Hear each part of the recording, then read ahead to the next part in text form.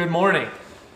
The Corvette is officially gone, and while that's a little bit sad, it really frees up my bandwidth to focus on the Miata. I have the opportunity to maybe take it out on the track again tomorrow, but before I do that, I wanted to kind of sit back and think about what this car needs next. I like food metaphors, and so I was thinking about going faster in the Miata as taking bites out of the apple. I tend to be somebody who's very timid at first, and so I take these tiny little bites. And if all you do is take tiny little bites, eventually you're gonna eat the whole apple, but it's gonna take a really long time. Of course, if you take too big of a bite as your first bite, that's the equivalent of crashing the car into a guardrail. That's you choking on that big bite of apple. I don't wanna do that either. So really the methodical approach is to slice up that apple, really analyze it, figure out where you can take just the right size bite. And after thinking about it, over the course of the last week or so, I realized I am still just scared of this car. I'm afraid that it's gonna do something scary, and I'm afraid that if it does, I'm gonna get hurt real bad. There's really no protection in this car. Yes, it has an airbag on the steering wheel, and yes, it has a roll bar. But I'm sitting so high up in the seat that if I did have any kind of incident, I'm pretty sure my head would be banging against that roll bar. That's definitely not what you want. So I need to feel more comfortable in this car, and I think to do that, I need to put a seat in it. So that is gonna be today's project. We're gonna put in a bucket seat and 6-point harnesses. You may have seen from a previous clip that the brake pads on this car got a ton of brake dust all over the rims. I mean, a real heaping helping of brake dust. And the fact is, I have never washed this car. So if I'm gonna be working on it for a while today and I'm gonna be taking it out on the track tomorrow, I want it to be clean. So before I get started doing work, let's go ahead and wash it.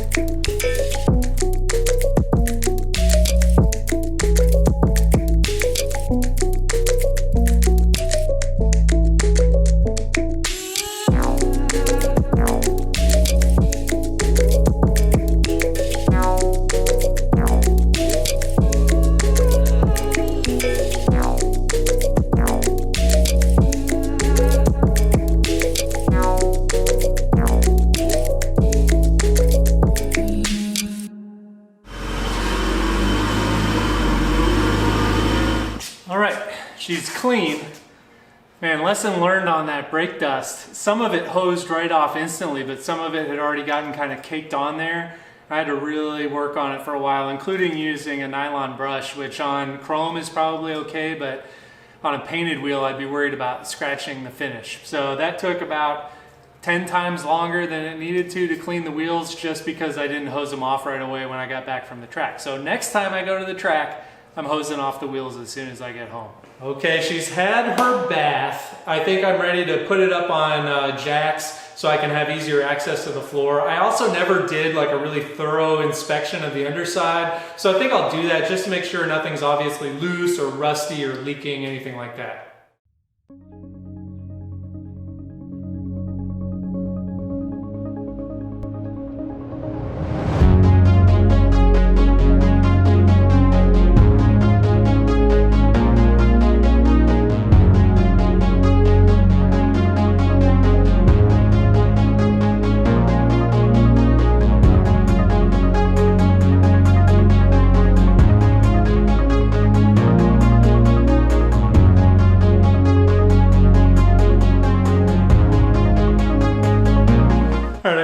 Quick jack in position, so I'm just going to lift her up. I've never done this with the Miata before, so hopefully there's nothing too tricky about it.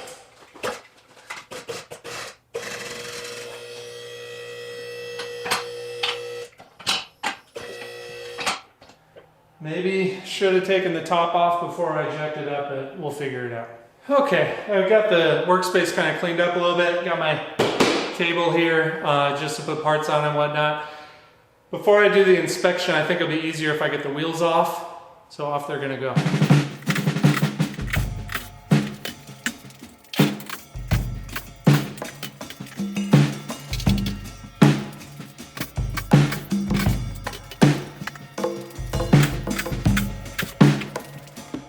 It's definitely gonna be a lot easier to work in here without the hardtop on. I wanted to put it on for washing purposes. I am going to make an ill-advised attempt to get the thing off myself. I think it weighs about 45 pounds. I tried before, couldn't do it comfortably. I really don't want to scratch the paint, but I don't have anybody here to help me right now, so I'm gonna give it a shot. If it doesn't look like I can do it, I'll wait until help shows up. Let's see. Oh yeah, oh yeah. We got it. We got it. Nice. I didn't think that was gonna work, but it did. So maybe I'll just edit in my voice saying I knew that was gonna work. I am going to make a very smart attempt to get the thing off myself. I just remembered that I've been keeping you in suspense about something. In the last Miata video, you saw I had it out on track and it started making this really loud, really weird noise while I was driving it.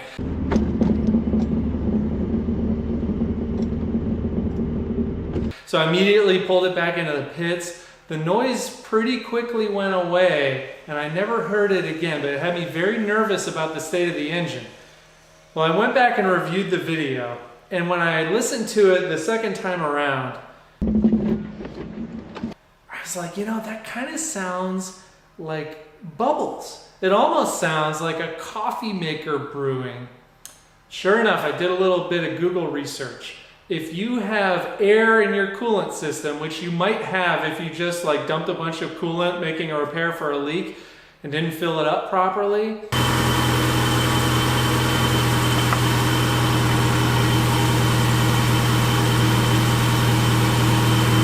you can hear a sound of air bubbles going into your coolant overflow tank. That's exactly what I think I had going on. So I properly filled the coolant level, and I suspect that we're not gonna have any more issues with that. So let's get back to the seats. All right, let's take a look at some of the parts that are gonna be going into the Miata.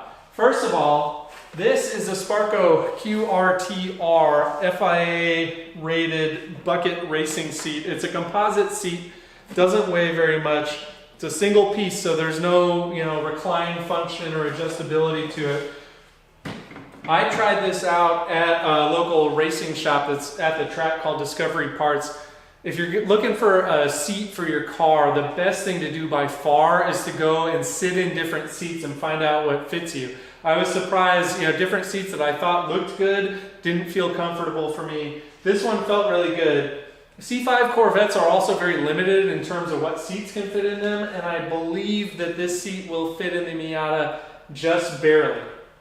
To help me put it in the Miata, I've got these Bell Racing mounting brackets. So this part here goes in the front, and this mounts in the factory location, and then I'm going to have to drill a hole in the floor for this. But the nice thing is I won't have to modify the car at all. I don't need to like cut out existing brackets or anything like that in order to get this in, and it should drop me pretty low. My goal is to have the bottom of this seat less than an inch above the floor pan of the car, and that's going to put me several inches lower than I was in the stock seat of the Miata. This is a Schroth 6-point racing harness. I believe it's called the Flexi 2x2.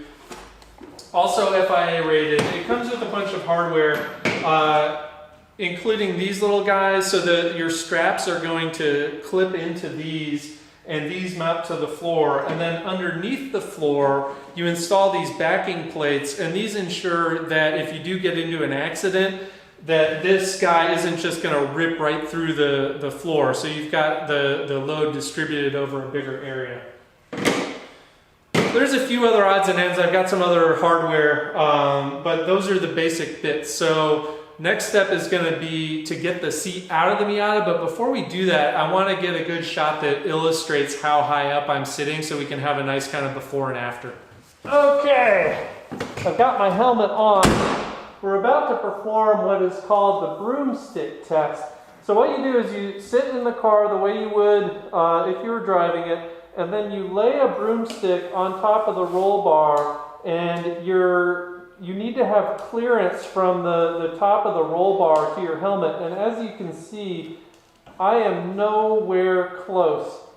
Let's see, let's call it 3 fingers of Glenn Levitt too high up right now. I'm going to say that's a couple of inches at least, probably more like, yeah, that's really more like 4 fingers. So all right, here are the front bolts, 14 millimeter, and all right, we've got the factory seat out. I suspect that I'm gonna need to partially at least remove the carpet in order to you know, drill holes and get everything to fit. But I think the first step now, just for peace of mind, is to test fit the new seat and bracket and just make sure I can get it in, that the seating position is going to be okay, that the door is going to close, that kind of thing. Okay, I've got the seat test fit on these brackets, and according to the guy on the internet who did this before, you need to have them in the top row of holes in the brackets. So that's what I've done. Let's go ahead and slap her in the car and see if she fits. Okay, man, this is significantly lighter than the factory seat with the sliders. Okay.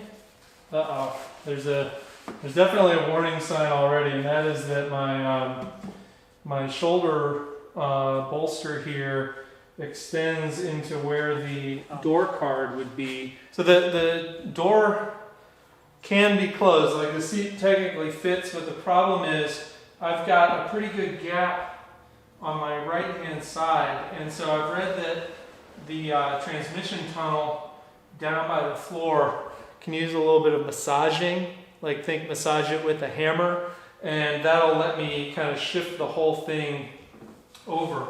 So it's definitely not a perfect fit, it's a tight fit.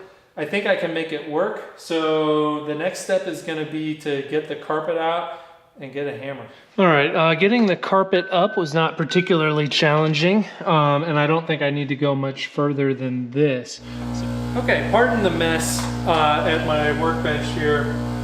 I realized that this corner is contacting the transmission tunnel, and I've banged on it quite a bit. I don't know that I'm going to get a lot more out of it, but I realize I can definitely take some material off of this corner and let it slot in further, so that's what we're going to do.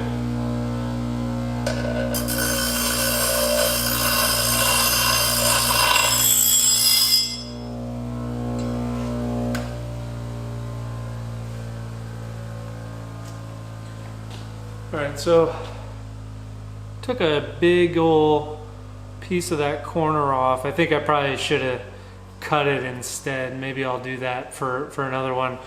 But if you notice, like the minimum amount of material like on this side is, you know, less than 1/4 of an inch. So I've still got way more than that here. So I don't think I'm, you know, hurting the structural integrity of the thing at all. Let's go test fit it and see what happens. All right, let's see if we get any better results. Making progress, but I think I want to take as much of this off as I'm comfortable with in order to really get it jammed in there. But you can see this kind of witness mark here. That shows how far I was able to get it. If I can get it to the halfway point, I think I'll be in pretty good shape. I have ground yet more material off of this inside corner here, and just throwing the bracket in was looking really good. So I think I'm going to test fit the seat and see how we're looking on that front. All right, I got the seat mounted in the front door, but let's see if the door will close. Not exactly. The guy on the internet who did this said that he also had to cut a little bit out of the door card, which I hate to do, but I don't think we got a choice. All right, we've reached the point of no return. I'm about to drill some holes in the floor in order to be able to pass new bolts through. I'm reasonably sure that I've got it where I want it. All right, in order to drill these holes, I've kind of put the brackets in place. I've measured the distance between the back here. I've got the carpet up just to make sure everything is out of the way for drilling. So if nothing else, the seat is going to fit in there. Hopefully it's exactly where we want it. Very similar placement to where the stock hole is on the driver's side here. As we get over to the passenger side, you see that the hole is actually closer to the transmission tunnel. Okay, the holes are drilled in the floor, but unfortunately I don't have bolts that work with the backing plates that I got. I have some high quality bolts, but they're the wrong thread pitch. So I'm gonna head to the hardware store, pick up the bolts that I need, and then I think we'll be ready to go ahead and install the seat. And I think that while I'm in here and I've got the carpet out, I'm gonna also install the harness mounts. All right, I'm back from Home Depot. I got all the mounting hardware I need, but right before I left, I realized that while I have a roll bar, I do not have a harness bar. That apparently is a separate piece that you need to buy. So I have now purchased one, but it's obviously not going to be here in time for going to the track tomorrow. That makes it really important that I get my 3-point belt, the factory belt, installed with the new seat. That was important to me anyway, but now it's definitely necessary if I'm going to take the car out tomorrow. So I'm going to go ahead and get all the hardware mounted up, make sure everything's good to go there, and then we're going to do the final install. Okay, it's starting to get a little late. I do feel like I'm getting close to wrapping up. What you can see here is we've got the factory mount locations, which I'm going to use for the new seat rails. Then we've got our sub belt harnesses here, which are reinforced.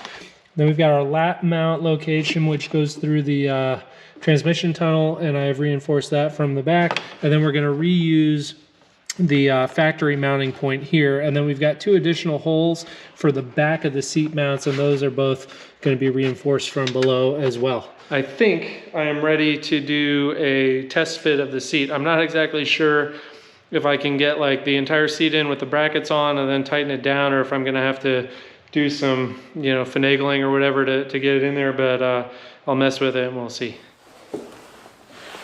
Okay, the seat is loosely in place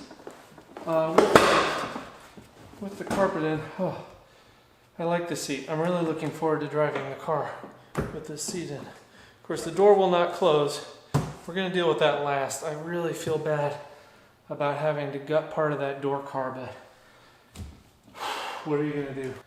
The thing that I have not accounted for at all yet is how I'm going to mount the factory seatbelt receiver. I came up with a solution for the seatbelt receiver. I basically sandwiched it between the right side lap belt mount here. So this is totally reinforced, should be plenty strong.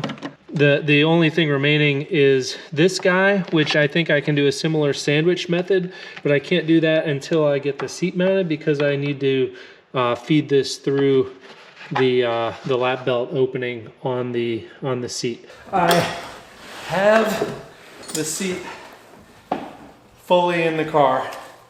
I have the factory seat belt fed through the shoulder opening and the lap opening, and then I very gracefully feed it through the other lap opening, and then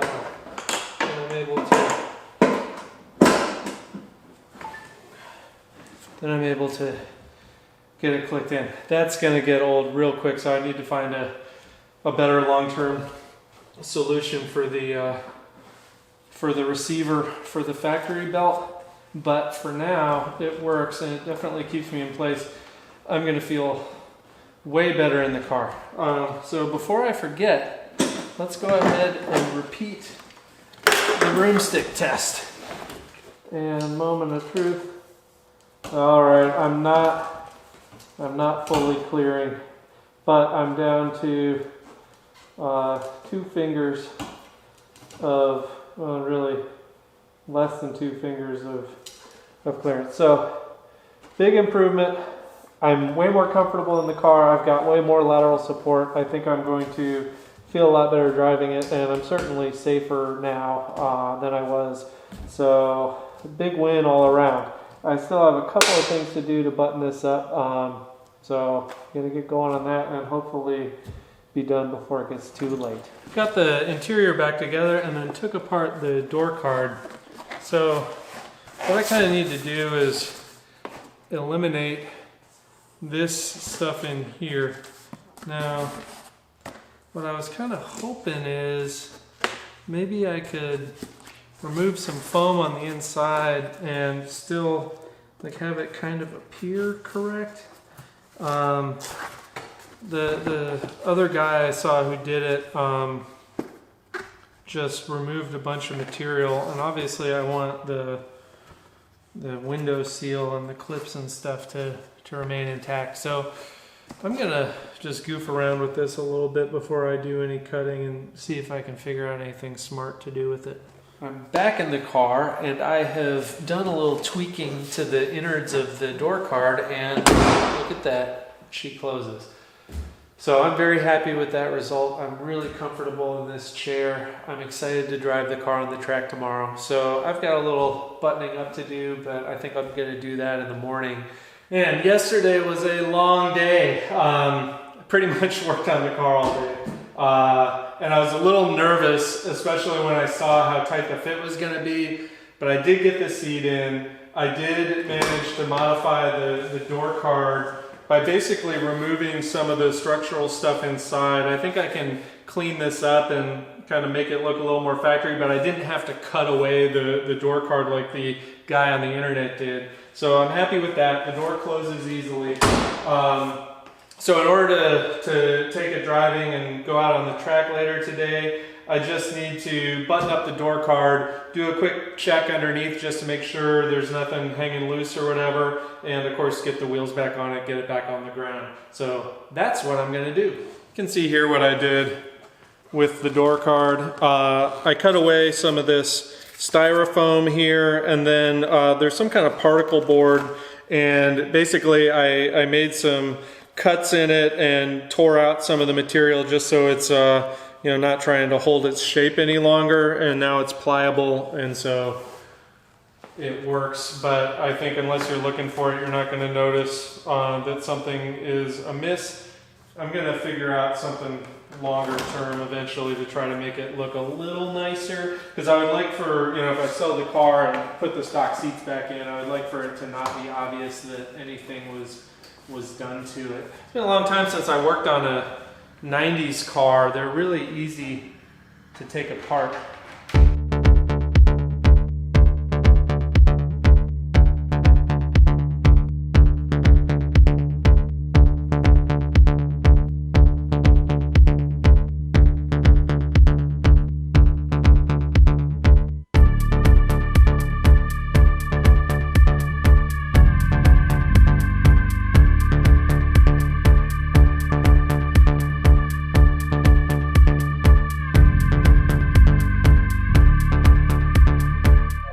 Okay, door is back together. Closes easily. I don't know if we're going to get any squeaky from it being in contact with the seat here, but I'm not too worried about it. Let's take a look underneath. Everything is super clean down here. This was reportedly a Florida car all its life, and I believe it, you know, the fasteners and whatnot all seem nice and clean. Yeah, I'm generally liking the way everything looks down here. You can see the backing plates I installed for the harness mounts and whatnot. All right, so I've crawled around underneath the car. I haven't been crushed yet. Probably shouldn't have even said that out loud because that's one of my greatest fears. But I think the car looks pretty good. No signs of any active fluid leaks or anything like that. So no bolts missing, nothing out of sorts. So I'm just gonna do a quick check around on all the suspension, and then we're gonna lower her down and get her on the road.